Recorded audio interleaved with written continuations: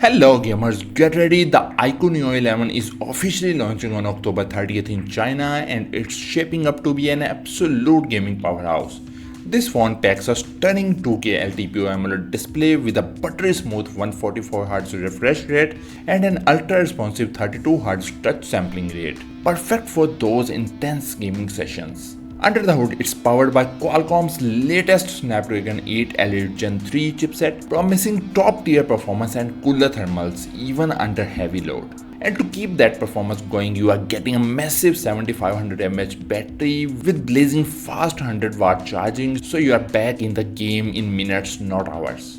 Expected pricing sits around 3000 Chinese yuan, roughly $415, which is crazy good for this kind of power. So if you are waiting for a gaming phone that delivers performance, design and serious battery life, the iQOO Neo 11 might just be your next daily driver.